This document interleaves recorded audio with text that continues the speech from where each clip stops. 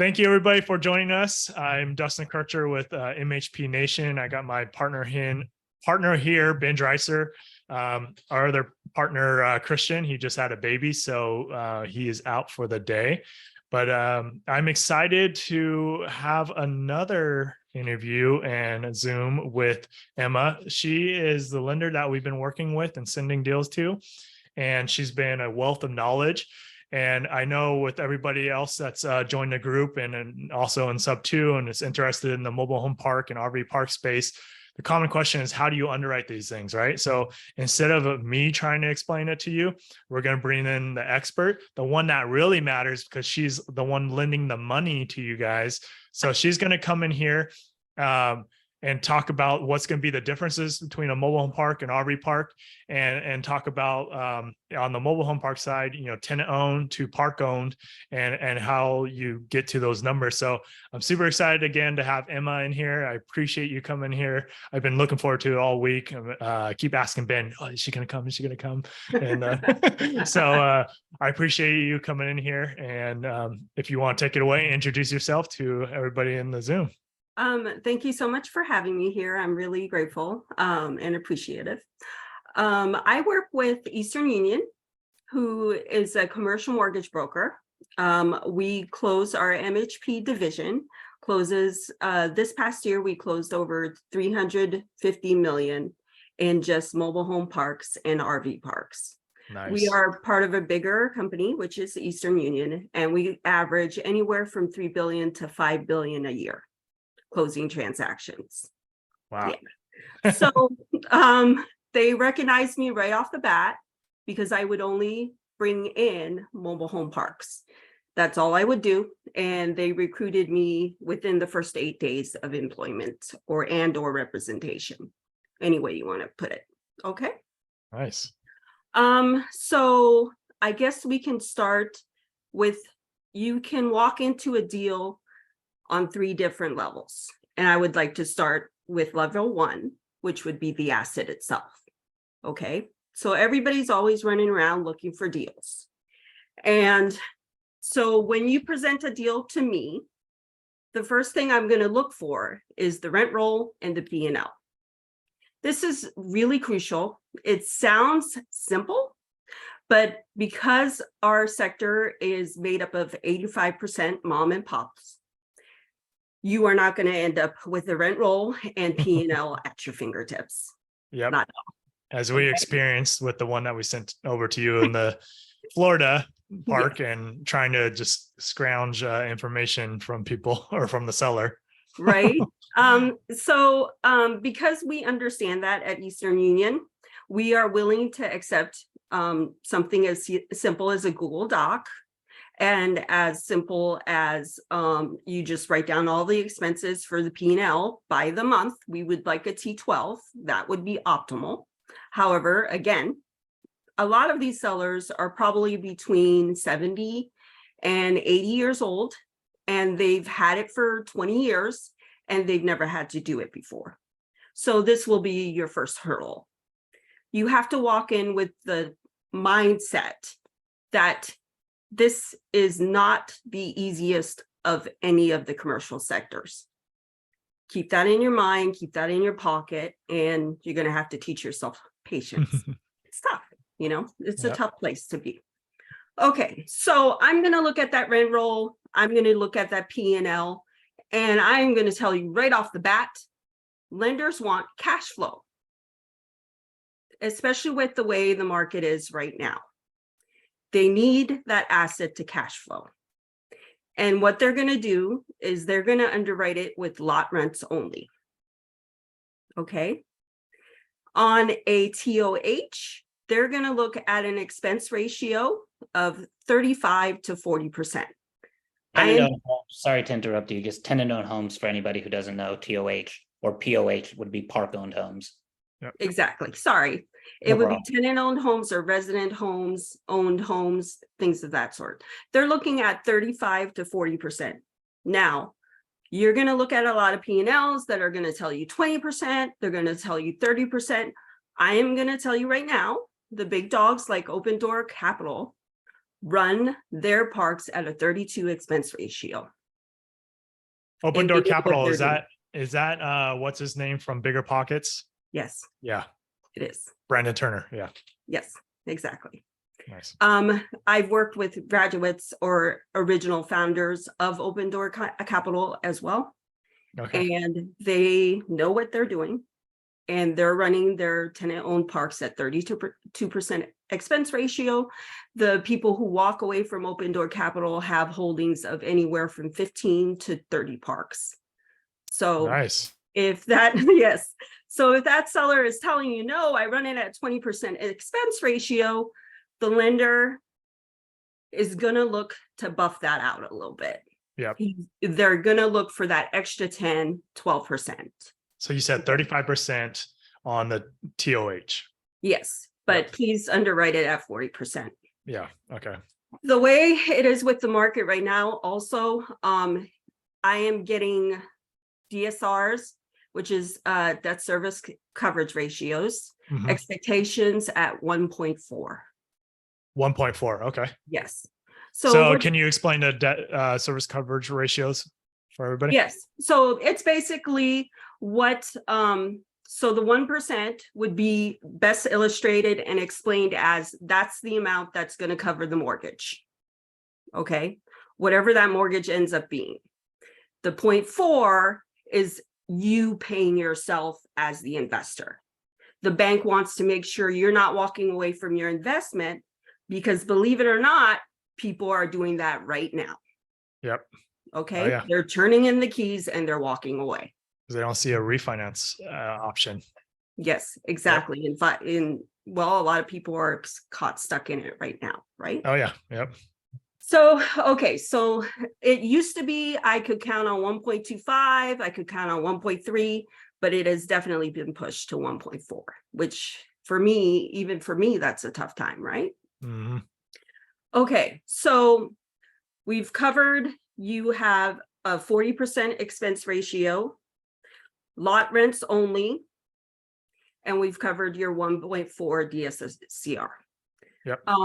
Once you get the cash flow, please keep in mind that DSCR, you need to divide that cash flow after your expenses by the 1.4. And then you have what is expected for your annual income. That's the only number that counts. Got it. For a lender. Yep. Okay. So that is going to determine how much the property can actually hold, period. Now, Dustin brought up a great question during our email interaction. What cap rate are you using? It's an awesome question. It has a lot more to do with sales than carrying loans. A lender has never come back to me with a cap rate. Okay. Interest question ever. Okay. The only time I care about a cap rate as a commercial mortgage broker is if that valuation is below my annual loan amount.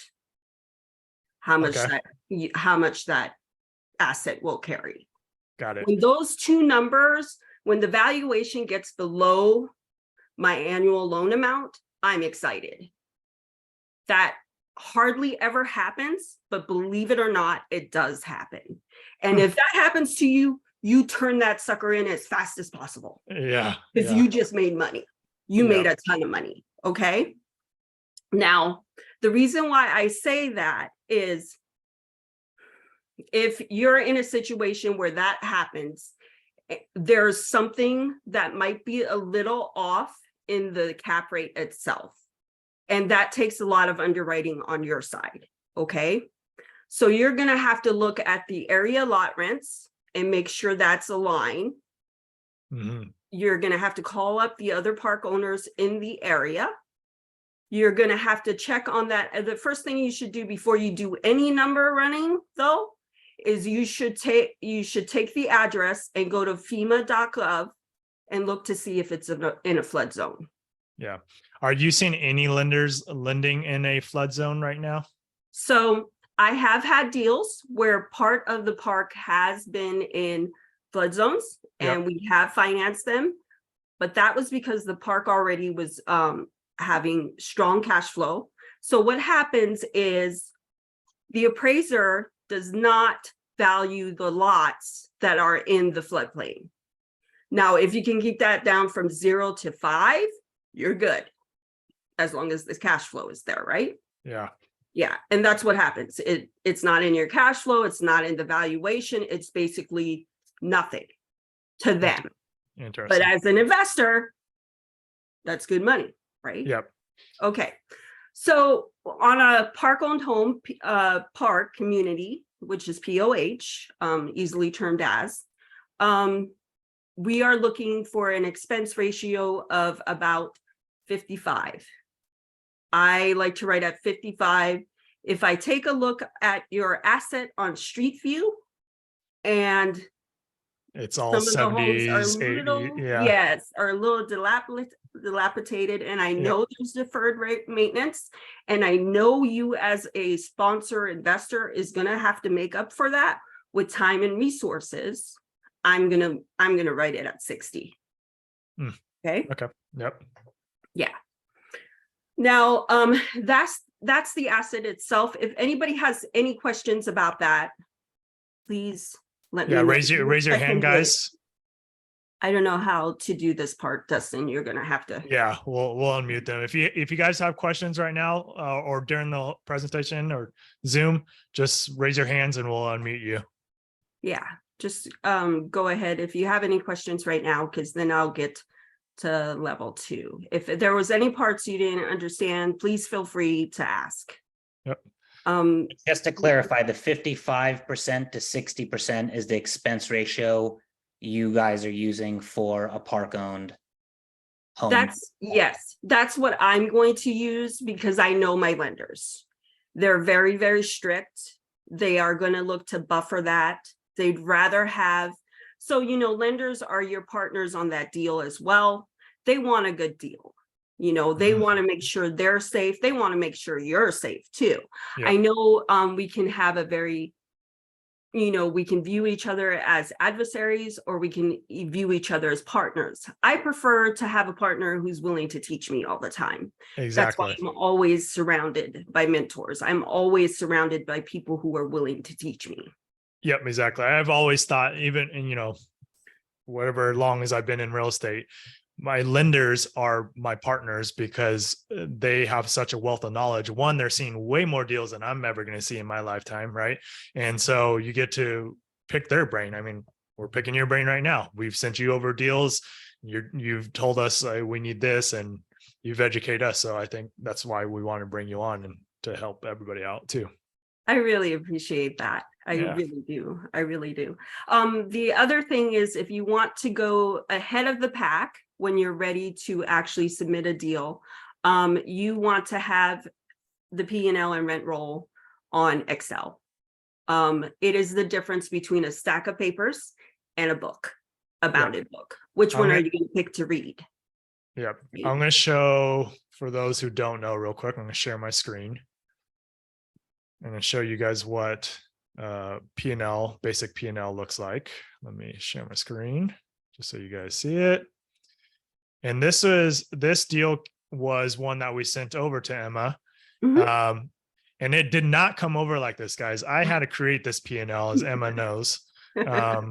So we got, basically it was just a bunch of text chains from the seller with a bunch of different numbers and blah, blah, blah. And I had to input all those numbers and go back and question her like 10 to 15 different times about these different numbers, then put into an Excel sheet. And this is how we presented it to Emma. At first we didn't. Try to piecemeal it. And then we, did this route. So this is what's called a profit and loss statement. Absolutely. This is a great profit and loss statement. It's a great example. It's very clean, very easy to read. Okay. On a different level of underwriting, maybe one day in a series, perhaps I can go over with what those numbers mean to me when I look at them. Okay. As a commercial mortgage broker, as a partner on parks, as a person who goes to the parks myself. Yep. Okay. So the second level, if there's no questions. Doesn't look like anything right now. Yep. Okay. The No second questions, level, but I do want to say, guys, Emma owns parks too, so she's not just a lender, she's also an owner. So we're not just talking to someone that's pushing paper. She's actually Yeah. in is. So she actually has that hands-on experience. I just wanted to make that clear. You glossed over it very quickly. I'm sorry, I did only introduce myself as the paper pusher. I do have a management experience and I also have hands-on, like they just said. I spent the last month under mobile homes. So there you go. Nice. And I'm glad to be home. Because when you incorporate both sides, which you will as an investor, it will be very exhaustive, which is another part of, so the second part, which I'm going to go into, which is very important, is you, okay? They're going to look at you. If you have, and you were professional enough and you had somebody guiding you, you have a nice bio resume. It could be one paragraph that only describes your commercial real estate experience, okay? I know a lot of people are coming into this space with single family residence experiences, which goes a long way. It really does, because you and I know renovations, running contractors, finding contractors, all of that stuff is really tough. And learning how to team build is phenomenal. We understand that. But from a lender's perspective, mobile home parks, and I love this saying because my client says it all the time, you are running a city. 90% of the time, you're ending up with a park that has private utilities. That means you're taking on all of that responsibility. It's 100% you. And unlike apartment buildings where there's money everywhere for you, or single families, which is where money is everywhere for you, and this is the drastic change that's going to be tough, mobile home parks does not have as much money available. So it takes a certain level of mastery, emotional mastery, expertise, and the willingness to just ask anybody everything. Yep. There's too many moving parts to do it alone, which is why I'm back to you, level 2. You have to have a strong partnership. You really, really do. Whether that's on a personal level is fantastic, but these are the parts you really, really need. The parts that you need is a money man. You need a property manager, either regional and or goes on site to take a look at things and runs the on-site manager as well. And you need an owner operator who's willing to sign on 20% or more of the loan. Got it. Okay. So when you are submitting a loan to you, are you requesting that these investors bring you basically a operating agreement or a business plan for each park?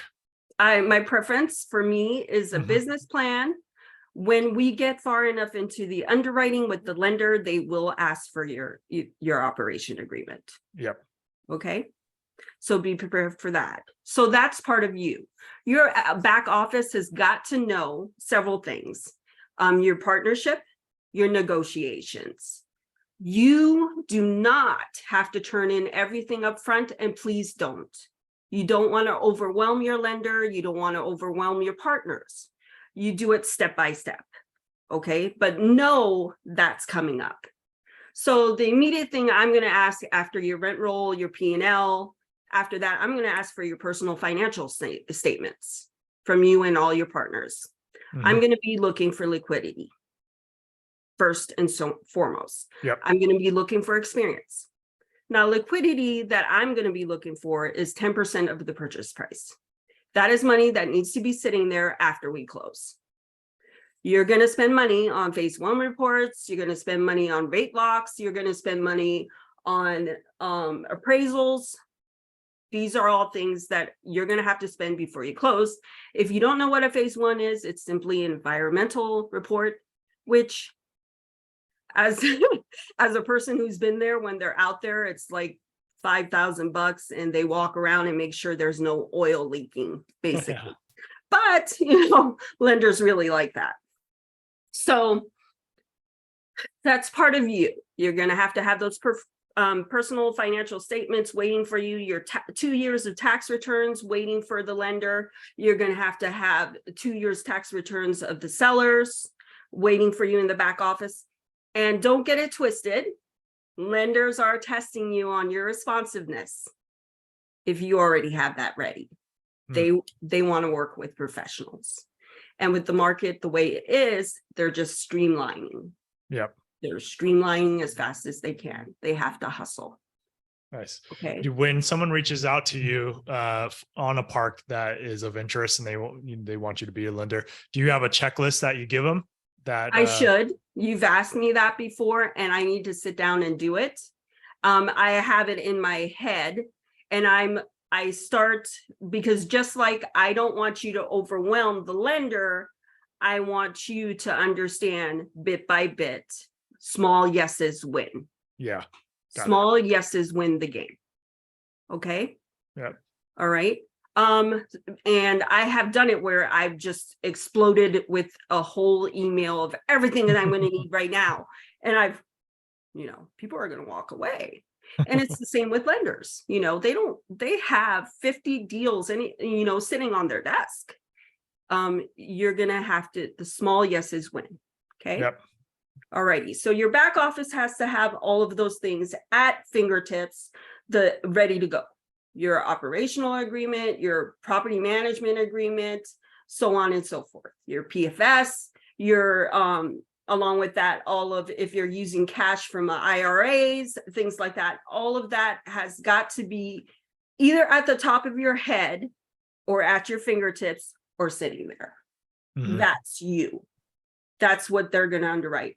Now, if you really want to say, hey, I'm here, give me money, have an account on LinkedIn. It's a very, very important social media account to have. It basically has your resume. It has social proof that the lender is looking for. Okay. Okay. Yeah. They want to see where you've been before, if you've been in finance, if you've been in real estate for a while, and how many relationships you are in. And they're going to look up newspaper articles about you. I had one incident where there was literally a guy who was a mafia godfather in a different part of the country with the same name. And they look for stuff like that. Okay. And fortunately, of course, we proved he wasn't. So that worked out well. Okay. So I had that. So that would be the second level of underwriting. Do we have any questions? Yeah, looks like we got Gage has got a question. Let me ask him to unmute. Okay. You turn on your video there, Gage, so I can spotlight you. Hey. Hi, Gage. There we How you go. doing? Hello. Hey, first of all, thank you so much for having me on. I got a question because I know, in single family, rates are pretty high compared to the cash flow they're typically bringing in most areas that I'm looking at. Are you seeing that a lot of people bringing you deals have to put large amounts down in order to make the deal pencil? With the debt service being what they are with the rates at the current rates, do you have to get a pretty dang good deal these days in order to get a traditional loan? Great question. I didn't go over that. Thank you for that. Yes. It depends if you get an SBA 7A for RV parks, for example, that's at 90% LTV. You can expect 90% of what you need in the purchase price. The deals that are going through with no problem right now are at a very low leverage. They are at about 50 to 55%. These are very well rehearsed sponsors who have that cash to put down. Okay. So yes, but So we also get, sorry to cut you off, but we no, get pretty creative. go ahead. No, go ahead. Are you familiar with Sub 2, that whole group of people? I am familiar Okay. with the concept. I've never run a deal like that. I have lots of friends who do it on the single family level. If I ever got my hands near a deal like that, I'd be the first one in line. It's Mm, fascinating to me. I'll remember I that. just think that's I mean, I would love that. I just have not, because that's not my sector. Why would you come to Emma Norman? She wants to give you loans, Well, so. so portions of, what we're looking to buy can be financed by the seller directly. So sometimes we won't even go to lenders. We'll make the seller our lenders. So for portions of the deal, maybe we get them to carry it at a very low rate and come to you guys for the rest, which might make it pencil. So I'm just trying to get creative here to, If the seller's willing to go in second position, because the commercial lender's not going to go in second, that's for sure. right? Yeah. So if they're good Yeah. with being in second, we might be able to get that ratio where it needs to be a little better. But my question was basically just, how good of a deal do we have to get to actually make it pencil, which you just answered. So Right.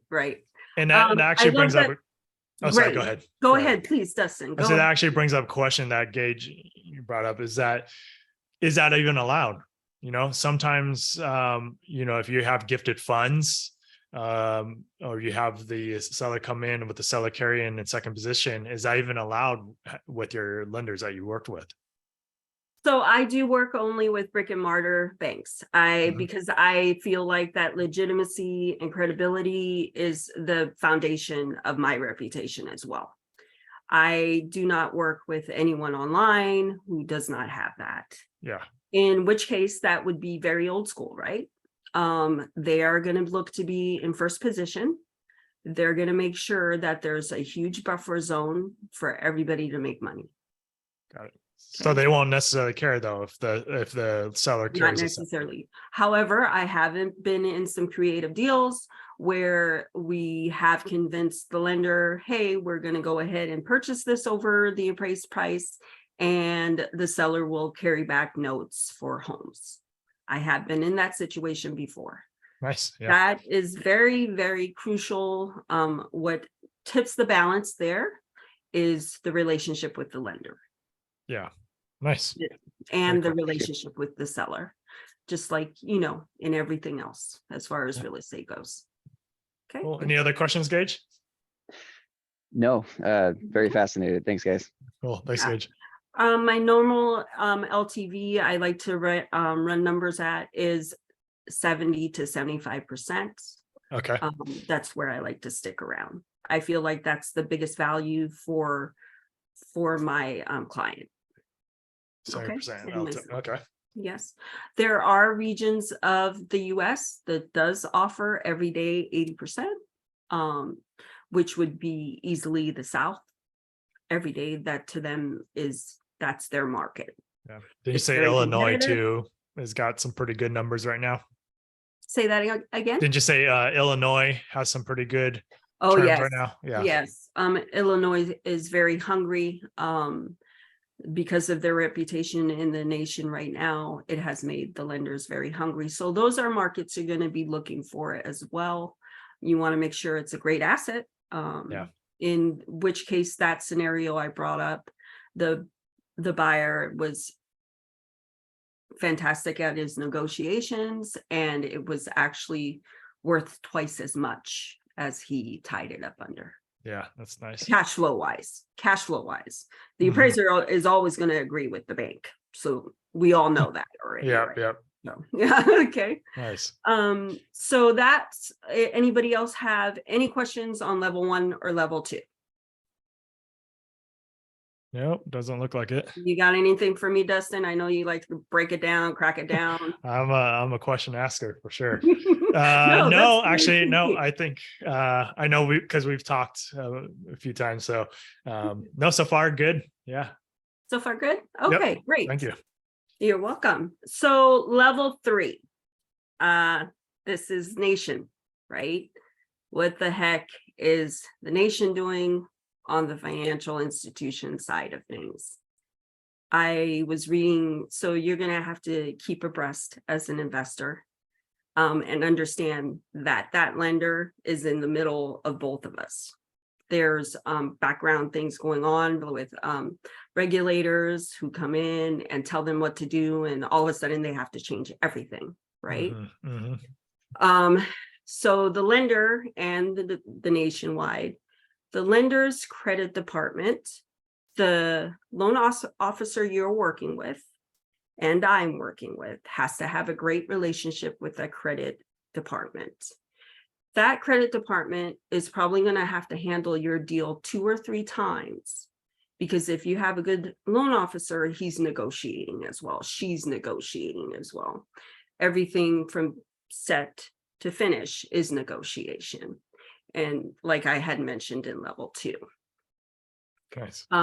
Yes. So he or she will have to negotiate on your behalf with the credit department. Now, the credit department is handling the Nationwide of things.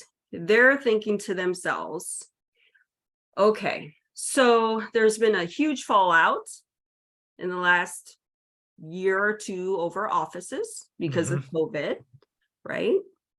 And somehow we have to make up for that, or we're going to have to shut down. So they're looking for good, clean deals with great representation, great negotiation skills, everything else. Okay. I have instances where the regulators came through across the nation and said, hey, you guys have got to only lend at 50%, 60% LTV, which their interpretation of that is, oh, these have got to appraise for higher. Okay, that was the pushback. They have to appraise for higher. But the appraisers themselves, especially in the MHP section, don't necessarily know anything about it, MHP either, which is, again, negotiation on your team level 2. That has to be incorporated into level 3. It's all fluid. Okay. So so the bank is thinking the whole nation just fell out with these offices. We're looking at another 1.3 trillion loans coming back into the market.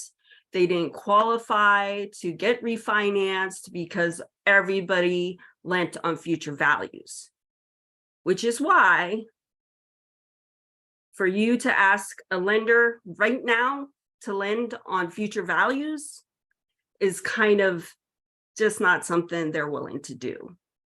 Got it. Yep. Yeah, we all have to catch up in that sense. Yeah. If it makes sense. Yeah, Okay? I've heard that too. I've heard the tightening on that side is happening quite a bit. It But is. Yeah, because a lot of people underperformers are going to put 3-4% growth year over year. And right now, I don't know if that's even happening, right? Right. And like you said, Dustin, they are getting so many deals. So they're seeing the eagle eye view. Yep. They're seeing a lot of people turn in deals. They're seeing a lot of people walk away. They're seeing, oh, I've got to make up for this office default on a huge level, so I have to maybe step into another arena, Yep. which is good news for us as MHPRV and self-storage. All of the fringe markets that have been there for 20, 30 years and have shown over and over again, hey, this cash flows. This cash flows nice. Okay. That creates a huge benefit, reward. What's the word I'm looking for? I can't find it right now. A huge opportunity. Advantage. It is a huge advantage right now for us. I was blown away today as by a huge bank that has never ever touched the fringe markets whatsoever, has made movement into 2 of my deals in self-storage and mobile home parks. Yeah. Okay. So there's opportunity there. I don't mean to be all dark and gloomy. There is opportunity. Yep. Okay. Nice. Okay. All right. So there's lenders who are moving into our sector, and they're putting out fantastic quotes. If you have your partnership in order, if you have your negotiation skills in order, if you have someone who's willing to guide you on those negotiation levels and understands them and is practiced at them, you can close a deal.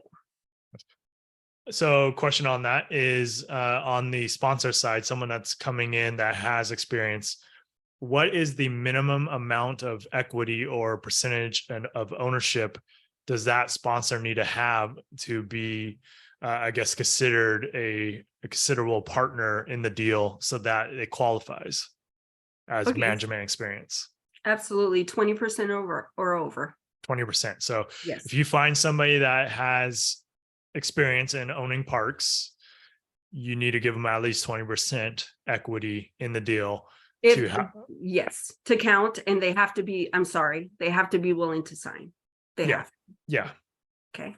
Yeah. So for guys that don't know, a sponsor is basically someone that has experience and has the liquidity. Do they need to have the liquidity too? Or can that be a separate partner?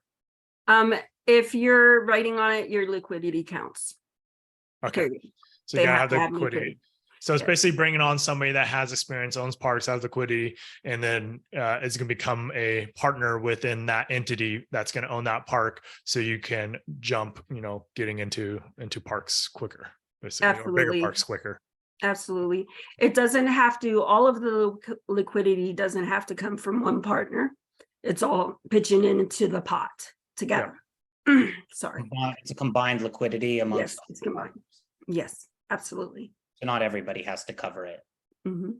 Right. And then one other question with the 20%, if it's a structure where there's a general partners and limited partners, general being who's managing the deal, limited just investors, does the sponsor need to be 20% of the entire deal, or can they just be 20% of the general partnership? The sponsor can be 20% of the general partnership. Got it. So if the You want general, to explain that a little bit more, Ben, for everybody? yes, oftentimes probably the most common structure you see the general partnership taking between 25 and 30% of the deal for running the deal. And then the other 70% of the deal is going to the investors who are considered limited partners, who they're just giving their money passively. And the general partners are the people who are working the deal. So if, correct me if I'm wrong, Emma, that means of the 30% that the general partnership has, 20% of that at least needs to go to the sponsor of the deal Correct. in order to qualify for the loan. Correct. That is Great. correct. Thank That's you. a great question. Yeah, that's good to verify that. Thank you for that. That Yeah. was awesome. Okay. Anything else on that level 3? Anything else on that level 3? No, not Okay. for me. Got it. Nothing else. They just keep in mind that they, like everybody else, they're put to the screws as well. Yeah. Okay.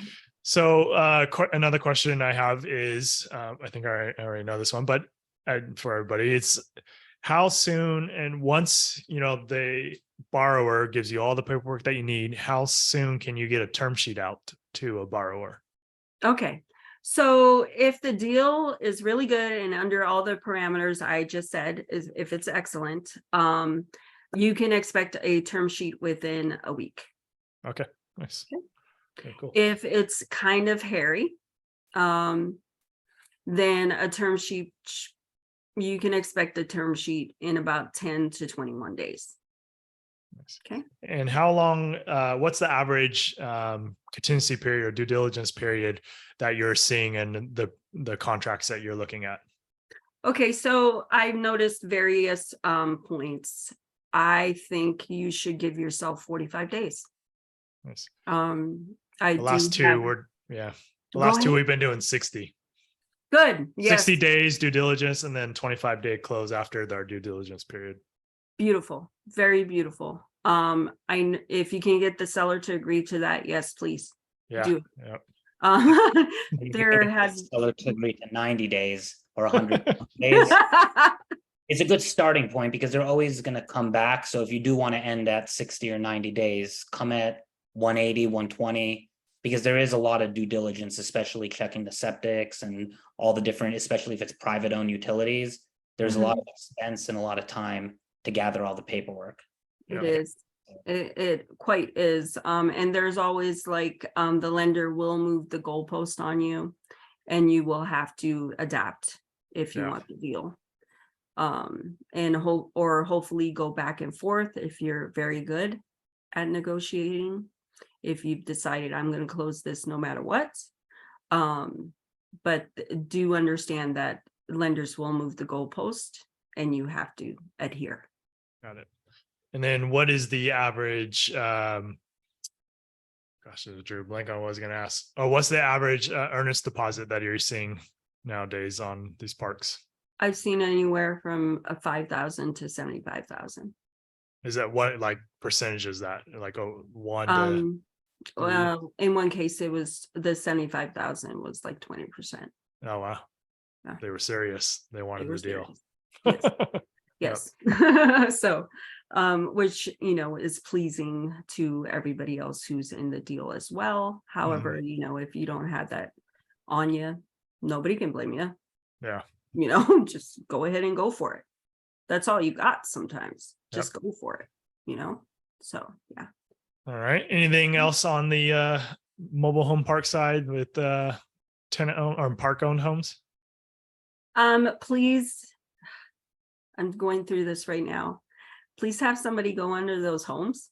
I'm not on the lending side. I'm just saying on the, on the visiting the park side. Get somebody under those homes and make sure that your plumbing is there. Even Sure, the that's park owned absolutely. homes, you want to make sure that's all connected correctly. Yeah. Yes, all of it. Yes, absolutely. And you have, you're going to deal with abandoned tenants, owned homes as well. Check those out too. Got it. Yeah.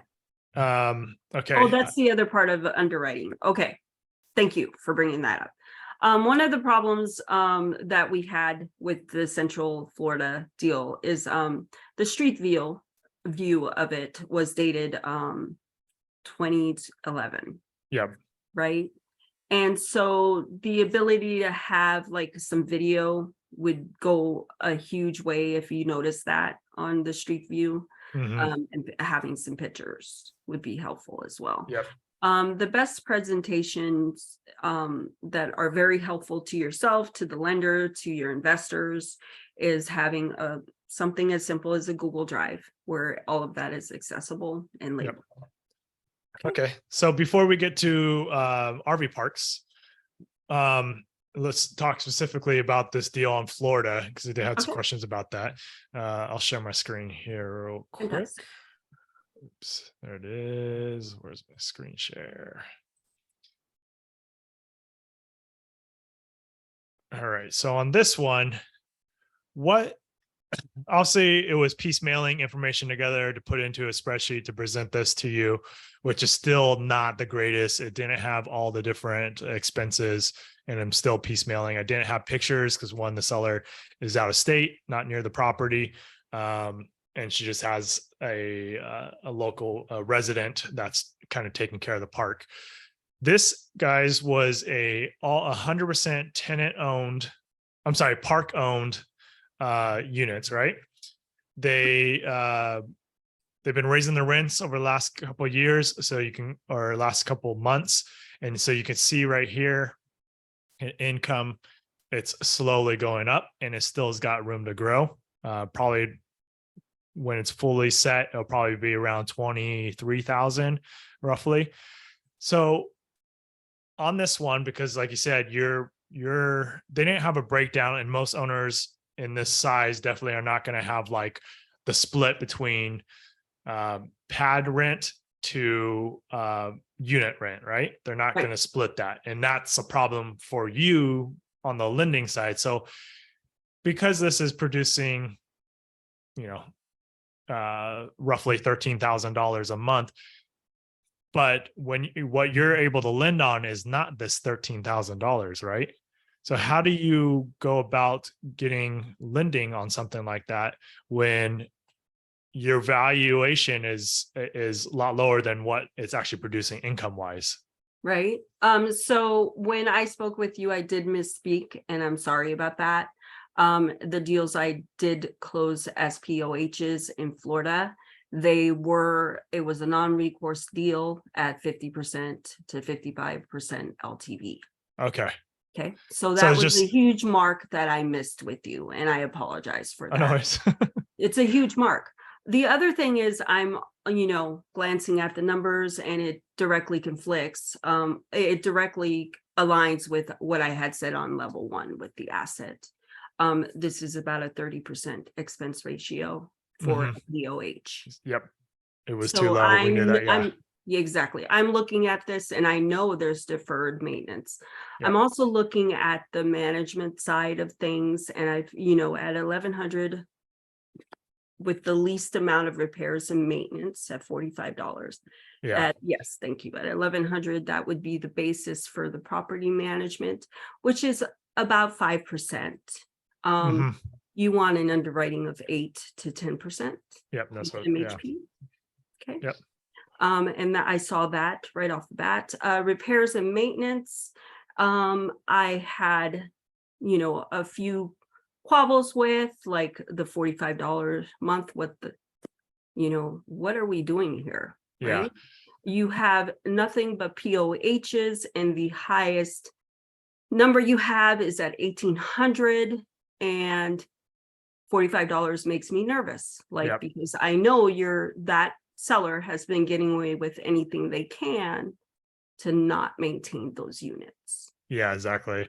So when I talked to her, because I spotted that too right away when I started putting the numbers together, and I asked her, I said, what happened in these months? Because you can see it's up, up, up, down, down, down, and then it starts going up a little bit. Her excuse was because it's wet winter or wet season, right? And so nobody calls anything to happen, nothing gets repaired, and then it starts boosting up here. I'm like, okay. She's not wrong. Yeah. She's not wrong. And you're going to see that, right? And Right. in certain areas of the country, when you got snowfall and all that, it's going to be cyclical, and when it gets hot, you're going to have more expenses probably in ACs or, plumbing going bad, bursting in the cold weather is, stuff like that. Right. Exactly. So, I'm again without the pictures and videos, I'm not able to discern. Can we get away with a low amount like that per month? Are these newer homes? Yeah. I and they're can't not. verify as I can't verify as the third party whether or not that's going on. Yeah. The other thing that I had a little trouble with on this was the flood map. I noticed there was a floodway that went and stopped directly across the street, which is kind of odd, right? So I needed that street view to see if there was any overflow into the street. Yep. In the first place. Got it. If we're going to keep looking at the numbers, those were the two things right off the bat where I'm just like, unfortunately. And of course, you pointed out there's no separation of lot rent. I also could not necessarily verify lot rent, even though there's different ways to go about that. There's Crexy, there's MH Village, there's calling the park owners, all of which I use several websites for that, and I was not able to validate the lot rent. Got it. Which we both agreed was around $360 per lot. Yep. Dustin went to Best Places and he copy and pasted the housing stats for me. And I'm guessing that you go to the same place I did when I first started out. Yeah. She's amazing. They're fantastic. If you know who I'm talking about, please do show up for the Monday Zooms. They're amazing. Yep. Okay. Let's see. And that's where I kind of just like, okay, this isn't exactly going to work for us, because I see the deferred maintenance. I see that it's underwritten for less than 40%. Yeah. And the FEMA map was a little queasy for me. And that's where I stopped. Yeah. No, Okay. I agree. And I wanted to just so people see, and plus the price that this seller wanted, right? We're going to have to negotiate quite a bit more. She came down like 300,000 just like that, but it's still not a deal at this point. And yeah, I'm glad you brought that up. So the other question, when it's a park owned, let's say you have a mix of park owned to tenant owned, or if it's just park owned, do you need to have the years of all the units or all the mobile homes that are placed in there? Do you need to have, what characteristics do you need to know about all the mobile homes that are inside that park? Okay. Are we going to go to full view here? Just Yeah. Is that okay? Yeah. What can you say that again? Can you? Yeah. So when you're looking in your underwriting a park that's all, let's say, park owned homes, do you, when someone's submitting for a loan package, is there at any point do you as the lender or underwriter need to know the years of your built of the mobile homes that are actually in that park? And how drastically does that affect the value that you're going to give the park, or I guess your operating expenses? So it depends for me on the lending side. On the lending side, it depends 100% on that lender, like 100% on that lender. But I know before we get to closing, we're going to ask about those titles as an investor who's interested in their assets, right? So you want that inventory list.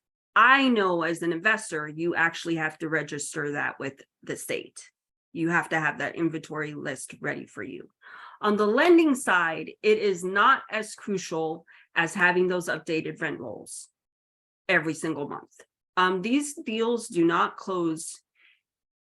I mean, you have got to be very, very practiced to get one closed in 45 days. Yeah. Really practiced. Okay. So these deals do not close for 60 to 90 days. And then sometimes they're pushed off to 120 days. And you have, again, that relationship with the seller is crucial. You have to have those updated rent rolls. My suggestion would be to have the rent roll in front of you and verify it with the seller every single month that indeed is still happening. Do not have them write it up every single month. Just have that template ready for them to go back every single month until closing. That is really important. The other thing that's so crucial is understanding the park. Now, the park is never going to directly be reflected in the paperwork. But if you're with a lender and an underwriter who has been doing nothing but MHPs, they know that. So they're going to push back and ask, hey, what's going on with these lots? Are they, are you going to convert that from an office to, a future tenant owned? Are you going to sell it? Are you going to hold it? Oh, you have a map here that says there's a home there, but I know there isn't. What's going on there? Are you going to infill that? Is there a title that's actually on that lot that says there's a home, but physically there's no home? That happens a lot, guys, like a lot. Yeah. Okay, so your true understanding of the assets you're going to buy is crucial because, again, you're a partner with the bank. Yep. Okay. Gage has a pretty good question he wrote out here. So I know, like, when you're purchasing a mobile home, say on the single family side, 1 to 4 units, whatever. Usually, if it's older than 1976, it's not financeable. Is that same true if you have a couple 1976 and older models within a park-owned park? Will the lender kind of put that in a negative fact or negative side of the underwriting? Did that make sense? Or did I just it does. It makes great sense. It's a great question in that that again varies with the lender. I hate to be wishy-washy. It does vary with the lender. Okay. And again, it varies with how that asset was managed. If we have a 1976 home and it has been renovated and it is very, very apparent in your P&L that it is being repaired every single month. You literally have a crew on site who does the repairs every single month. Yeah. Or I have a seller who's had it for 50 years. That is different than a park that's been totally forgotten. Yeah. Not all 1976s are the same, guys. Not all of them are the same, Yeah. right? So, Yeah. A little side note. So I've underwritten thousands of single family properties, right? And I was going to make a shirt that says it depends, and then it says, sorry, I'm an underwriter. You know? 'Cause right? it depends. Like there's a lot of questions that it really just depends. So I feel bad even asking these questions because I kind of know like that's what Yes. you're gonna say. It depends, but It depends. And you know, when I first started, I was like, what is that about? You know, Yeah. and then like going through everything I've been through for the last couple of years. Yeah, totally depends. You Yep, know? exactly. There's a variable to everything, pretty Yes, much. exactly. So I guess that's when you know you're dealing with somebody who actually is practicing what they do. Dustin Yep. is saying it depends, and he's Yep. right. It depends. Exactly. And I'm saying it depends. It does depend. I've had lenders shut down their MHP divisions on me. In the last month, a lot of brokers have brought in deals to banks, and that loan officer got fired. That's on the nationwide level, level 3. Yeah. So, and they're being substituted sometimes with helpful people, but sometimes not so helpful. Okay. Yeah.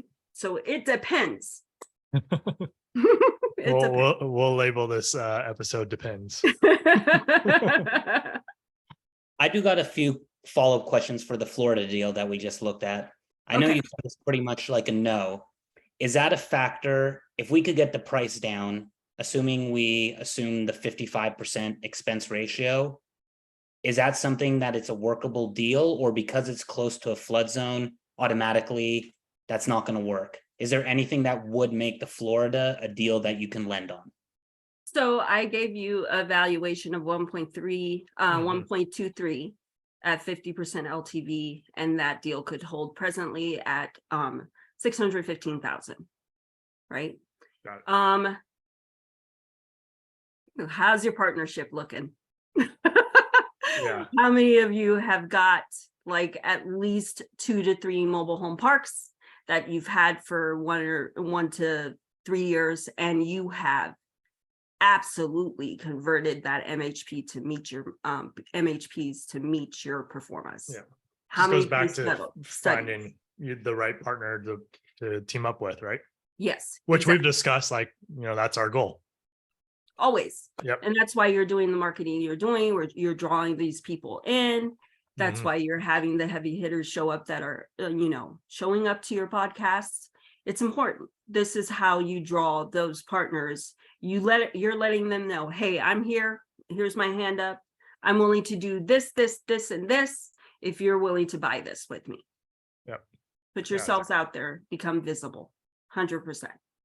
So the Florida deal is possible, assuming that we can get it down to that 1.2 million price, and we have a sponsor that can show an incredible track record and has a portfolio to back up exactly. Yes. Which we already know who. You can do that all day long, every day, and people will chase you for those deals. Yeah. They will chase you. Nice. Okay. Yes. Any other questions about that one, Ben? One other question. The start of the call said how the lending parameters have gotten tighter. The DCR is now, you said 1.4, where it used to be 1.25. Near the end of the call, though, or not near the end, but later in the call, you started to mention that there is good news. There's other national lenders coming into the MHP space. Does that mean that the requirements are going to get a little bit more lenient? Are we going to see 1.25 and a little bit easier to finance MHPs? So are we in scared mode, or are we like, is there light at the end of the tunnel right now? I did just start off really scary, right? That's how I answered them. So, and I like to leave it light. Anyway, so Nice setup. Weed out the people like that aren't watching the news. serious, and then the people that are still serious in it, they're like, okay, this still makes sense. Yeah, please, to be more prepared than everybody else, to be ahead of the pack, underwrite that at 1.4. You want to be ahead of the pack, okay? That will give you wiggle room. Even on with the national banks, I'm still seeing around that. I'm seeing around 1.3 to 1.35. That does not, your global needs to be around 1.3 as well, your global DSCR, which is everything you have, all of your businesses, all of your real estate holdings, your cash accounts, and so on and so forth. Got it. Okay. Yes. That was as recent, I was quoted at a 1.4 as recent as Wednesday. From one So, of the big lenders, from one of these big new lenders. yes. So, Got it. even though they're moving in and they have the money and they're willing to invest, just be prepared that they want those really great deals right now. They really do. It's, the days of easily picking up anything you want is not with us right now. Maybe in another 5 years, it'll be back, but And it will adjust, right? It's It when the will sellers adjust. start seeing the crunch because they're not able to sell them at what they think it's worth, because they're still, I mean, same thing as single family, right? It took a little bit to realize that the market's dropped, it's taking a hit, and you can't get what you want now. And so now more sellers are open to better terms or better prices. And the same thing's going to happen in the mobile home and all commercials. I mean, it's already happening in the multifamily, or in the multifamily apartments side. And I talked to a couple of people. It's not quite hit yet, the mobile home park side yet, an RV park, but it will. yes, Because as soon as the inventory starts creeping up, the problem is that, mobile home parks and RV parks, there's less inventory in general than most asset classes. exactly. I think there's about 40,000, a little over 40,000 MHPs, Mhm. which will actually directly relate to RV parks. If you want to Yeah. open that conversation up. Yes, I think a lot of people here are very interested in the RV parks. And so love to hear how you underwrite those. What is the difference between an RV park and a mobile home park, and what you're looking at, and making sure that, again, the operator is aware of. Okay. So the big difference, of course, between an RV park and an MHP is the business aspect of it. You have transient occupancy versus permanent occupancy. At present, lenders do prefer the permanent occupancy in RV parks. They're, you need your nightly, weekly, your monthly leases, or whatever the deposit amounts, or what they pay for the weekly, nightly, and seasonal as well, correct? So, and these will all add into the numbers. There's a lot of things that need to happen with an RV park that's different. There does need to be another reason why the tenants are there. If it's a transient park, it can't be, it's on the way to, it's on the side of the highway. Lenders don't like that. It needs to be nature driven. So it's That got to is be the a difference. destination point, basically. A It can't be like a destination. rest stop. Exactly. It because there's no permanency there, whereas nature, of course, there's permanency, like Yellowstone, so on and so forth. You're going to get lending all day long on those. Again, we prefer as brokers to bring in the RV parks that have permanent tenancies. Okay. And that tenant base has got to be, for example, like people who have lived there anywhere from 5 to 10 years, a year to 10 years is the preference. I know it sounds so strange, but they're looking for that aspect of it to be more like MHP. Interesting. Yeah. So Yes. what about, so recently we've had a lot of parks looking at, it was in, West Texas area, which is the oil field industry. Those are more permanent stays, right? Mhm, mhm. However, so I'm curious how you are looking at those markets when they're smaller populations, right? Let's just say 10, 15, 20,000, but they're big oil field industries. And basically that's the employer out there. However, RV parks are booming and they're pretty much 100% occupied. How is the lenders looking at that? Again, they are looking for longevity. They tend to be a little scared, even though everybody else is excited. They need that permanency. They just simply do. Yeah. As far as an investor goes, there's got to be other factors that is huge, that is quite different from MHP and apartments, right? So MHP is basically a Lee of apartments, correct? They didn't have to necessarily build the market, it's already there. So what's so different from in RV parks in that perspective is RV parks have to build that market all on their own. Okay, there needs to be comps in that area that is proof of concept. There's other RV parks that have existed that will continue to exist to this destination. It's a totally different thing. The thing that's also quite different that is crucial from MHP to RV parks is marketing. That's the business aspect that really makes a difference, because again, MHP is the lead from apartments, whereas RV parks are not. It's a totally different game. Yeah. Okay, so is the lender though looking at like the economics of that market? Like if it, like I said, if it is the only underplier, are they worried if that's the only employer really? Yes. Is that something they're going to be reluctant then? Again? Yes, it is something they will be reluctant. Yeah.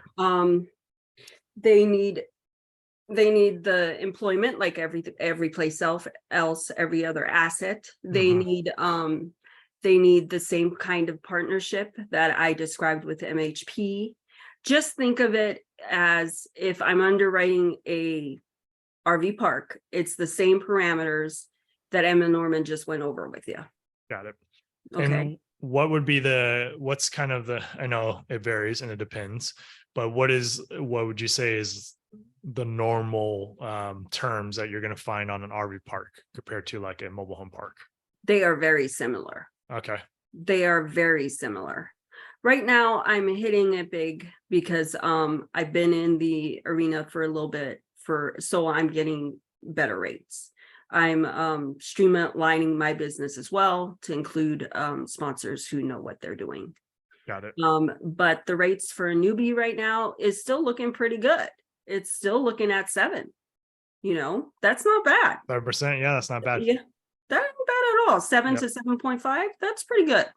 And what's the LTV on those? Those are around 65 to 75%.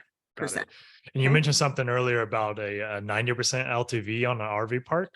What was the deal with that one? So that is crucial and different. Thank you for pointing that out. The RV parks can take advantage of SBA 7As, which gives you 90% LTV. Okay, and gives you 30-year amortization. It also gives you 10-year terms, which is so different from MHP, and definitely something you can take advantage of because you're under the arena just like self-storage of a business. MHP is not that. Yeah. What are rates at for these SBA loans right now that you're saying? I've got one back. I want to say it was 7.5. I want to say it was. Let me look. It's interesting because the park, RV park that we are in escrow in Alabama, still work on it because we got title issues. But we actually, Ben and I were talking about like, because we got seller financing on it for 7 years, 6%. Excellent. But pretty good terms, right? But in Right. 7 years, like, okay, what do we do? How do we refinance out of this? And we're like, well, we wonder if SBA would be involved because it's more of a business operation, right? So it's amazing that you bring this up. Kind of confirms our thoughts. Great, that's fantastic. And again, the terms I related to RV park and MHP park is again with credit unions and brick and mortar and community buildings. So you are likely to get different terms if you were to go different routes. Yeah. You are open to do so as an investor who's interested in building a legacy for themselves. You said 7 to 7.5% for newbie. If somebody has a good sponsor in place with experience, what kind of rates are we looking at? What kind of So that was a different kind of market. So 7 was really solid for that area, and he did bring on a partner like I suggested, and that's how he got it. Got it. Yeah, that's how he got it. Yeah, I mean, it sounds like no matter what, you need to bring on a sponsor to It's that my has some kind of management experience. right. It is my advice. I feel like for several reasons, not just the lending side, right? You need somebody who actually knows what they're doing. Yep. You need somebody you can call at 12 o'clock at night, at 2 o'clock in the morning, because something just exploded at your park. And I'm not kidding. Like, I have partners who their telephone poles have cracked, and even though nobody uses landlines, and it fell over and it didn't hit a mobile home, and so he was lucky. But this happened at like 2 o'clock in the morning. You know, so like, what do?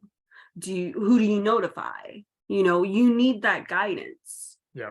You know, even the big dogs, they're always collaborating with each other. On the newest things that have happened, cities change their minds every day. Tax codes change their minds every year. You need another mind there to help you keep up. Nice. Yes. So any other questions, Ben, before I jump on a couple? And we won't take up too much more of your time, Emma. I appreciate you coming in here. Well, actually, Kim's got a question, so let's ask this one real quick. How are lenders feeling about the creation of tiny home villages, especially as these are just up and coming and there are not many comps regionally? Are you guys working those at all? Thank you for that question. I focus in the southeast area of the nation. That it is not an asset class that is necessarily accepted on this side of the nation. I will say on the West Coast, they might have a different tone. That is something that has been happening for 10 years, 10 plus years. So you will have more luck dealing with lenders on that side of the nation than on this side. Cool. Thank you. You're welcome. And then this is a question that I get asked a lot for underwriting. So I don't know if you know, I underwrite deals for a lot of people within the sub 2. I teach basically underwriting for the single family side, right? And the question I get and the common things I see is, what would you say is like the top 3 things that you see people missing when they're underwriting a mobile home park before they present it to you? The top 3 things that they are missing when they present it is lack of responsiveness. Yeah, okay. That's number 1, and it's very, very, very important. The second thing is not really understanding how to present their paperwork. Okay, which of course that's what I'm here for, is try to get you to as close as that as possible. The third thing is, I guess, being able to understand when the deal isn't a deal for the person you're presenting it to. Okay. Your willingness you've got to be willing to walk away. And Yeah. trusting, if you want to really be successful at something, trusting the people who have been in it for a lot of years. Yep. And that would be banks, some brokers, they've just seen so much. And or being, and that this is a B part of 3, having a strong partner Hmm. that might actually know better than the person who just gave you advice is always helpful as well. Got it. Okay. Yeah. I've And- had that happen. Yeah. numerous times. So like have that strong partner. Yep. Nice. Okay. And anything numbers wise that you see people missing when they're putting together like a T12 or P&L? Having Basically a P&L. T12 and a P&L. No. Yeah. What is it? Yeah. Having that. Yeah. Obviously. But is there anything like, for instance, like in a single family side, I see a lot of people bring me deals and I'm underwriting them and they forget to make the adjustments on the taxes, right? Because it's going to be reassessed. They're going to pay a higher tax that can kill cash flow. Are you seeing the same thing? Are you seeing anything else kind of like that on the mobile home and RV park and side? Thank you for saying that and clarifying in that I do that so naturally now, it didn't even occur to me. Yeah, I know, me too. And I had to make a post about it recently because I noticed it trending. I'm like, oh, I just need to adjust this. Right. I'm automatically inflating those taxes and insurance for Okay. everybody when I see those P&Ls. Yeah. So I don't find that it's frustrating for my clients at all either when I ask them about taxes or insurance. So I don't find that to necessarily be a big deal in that sense. As far as the numbers go, again, getting caught up in valuation sales Mhm. versus what the asset holds. Got it. That can be frustrating for everyone because I feel like, and I hate to put it this way, and it's nothing on the sales sector of anything, but as if I'm getting a deal that I think is worth $10 million, and I have somebody telling me after they go over the numbers, no, this is only worth 6 million. Getting caught up in the market, in an arena that only builds itself on cash flow is going to be frustrating for you. You're going to have to understand that right now, cap rates, even though it's a huge part of sales valuation, it is not part of the income approach, which is the standard for lenders. Yeah. The standard for lenders is income approach. Yeah. Period. Got it. That's makes a lot of sense. So Yeah. Cool. Let me see this second thing as far as numbers. Yeah, taxes and insurance. Their liquidity. Oh, thank you. Liquidity, what they think liquidity is versus what we think liquidity is very different. We're looking for cash accounts. cash accounts. So yes. liquid accounts. It can't be something, it can't be tied to property, right? Nope. It can't be equity in a property. Oh, that's good to No. know. See, I didn't know that one, and I would have tried to use our properties. Exactly. Exactly. Okay. It can validate your net worth, absolutely. But Okay. liquidity, we're looking for cash accounts. We're not necessarily looking at cash value of life insurance either, because you Okay. still have to borrow. What And about- even though in your mind it's borrowing from yourself, Mhm. that we don't count that necessarily as liquid. IRAs are a different game. Got it. That is something, Yeah. if you're utilizing it, if you're going to utilize it for your purchase, we can count that as cash. But you have to be clear whether or not that IRA has already held the property, has a loan on the property. That's Mhm. going to be hairy. But if it's set up to where you can use it for a purchase, we're open to that as liquidity as well. Okay, so How much that's liquidity also, did you say? 10% of the purchase price. 10% of the purchase price liquidity. Yes, after closing. Okay, What so if- that's the second number that always frustrates people. What about Um, actually, so back on the liquidity, sorry, No. is what about like stock accounts or coin accounts like crypto wallets? So I haven't, even though it seems like I should have by now, and now that you brought that up, that's crazy that I never have. Yes, definitely we would count what you had mentioned before Okay. I got caught up on Bitcoin. Yes, Nice. we would Cool. count that. Yes. Very good. It's good to know. Yeah. Okay. Gage asked another Thoughts? question on in the side, and he said, "Could we get something from the lender to show our seller how the financing is to help negotiate?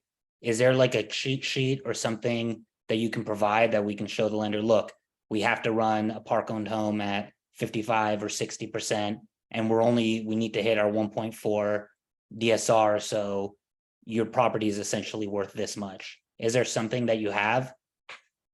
So I cannot necessarily do that for you because unlike single family where they have those white paper that mhm. you can just hand over to them and that pretty much covers everyone, because it is so It just case by depends. case, so case by case scenarios, that is not something that I can do for you. It's not quite the same.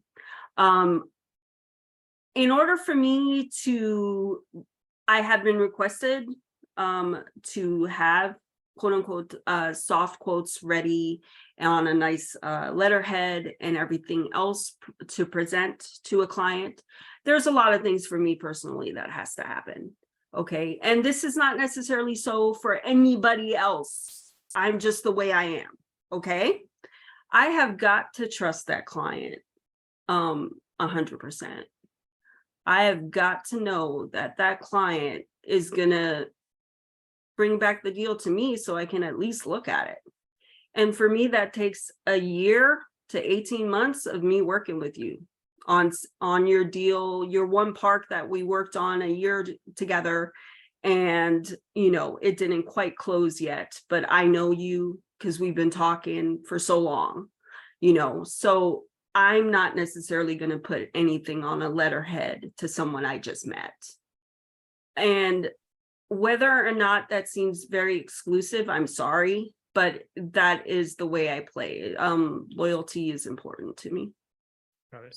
Yeah, I mean, the problem too, guys, is even on the single family side, if you're gonna look at hard money or you're gonna look at conventional loans, their white paper, which like Emma's talking about, they're basically ads. They will give you the best possible loans that they can have, but there's always an asterisk to it. And it's like, you have to have a 900 credit score and it's got to be 50% loan to value and all this other stuff. So I get where you're coming from on that side. Like I see those white papers all the time, on hard money stuff. And then you go and call them. They're like, oh yeah. Well, you had to do 20 flips this year. Oh, but if I've done 19, no, you need to do 20 and they won't budge. So it's like stuff like that, Right. So I don't want to add to your frustration there, at all, because it is a crevasse from one arena to another. And I'm here to help you bridge that. Absolutely. But to ask for something that I would regard as, like Dustin has said, inflated hyper advertisement, that is not something I'm into. Got it. Perfect. Well, I appreciate that. No problem. Justin, if you maybe there is something that we can, as a group like the MHP Nation, can put something together, just kind of like generalities, not an actual loan sheet, but kind of like where the market's at, but not any promises. So it is a good idea to have something like that. It is a great But I idea. understand your exact point of view. Right. Or you can always have the seller, say, Emma, I got the seller, you need to talk down. I've done that before. Totally done that before. Yeah. Nice. Yeah.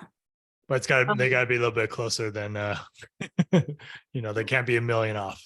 Right, exactly. just as a disclosure to everyone, just so we know where you're safe and everything else, I do invest in Ohio and Pennsylvania. Okay, so that's really nice, Gage. Really nice. That's sweet. So I do invest in Ohio and Pennsylvania. Please do have that under contract. I'm not saying any, but like protect yourself Mhm. first and foremost. Protect your partners first and foremost. Okay. I'm not that way, but I also don't want my name muddled. I don't want it messed with. Okay. So Yep. that's kind of the parameters. I'm sorry. So Nice. yeah. Well, so I guess, we don't want to keep you much longer. You've been on here for an hour and a half now. Okay, great. I appreciate you taking the time and answer all these questions. How can people reach out to you to do business with you? My email is enorman@easternunion.com. You can actually look me up on easternunion.com. I am the MHP division. I'm there. My phone number is 330-314-4878. I do have a couple of Facebook groups as well. Yep. I'm part of the Mobile Home Park Investor group. I'm an administrator along with Mitchell Armstrong, who happens to be one of my partners. Yep. And I also have another group that is the MHC Community Owners Facebook group as well. I do prefer texts and messages. Nice. I'm always there. Is the MHC one that you just started recently? It is. Yes. Great. It Good. is. That was a good page. Good info in there. I like Oh, it. thank you. Thank you.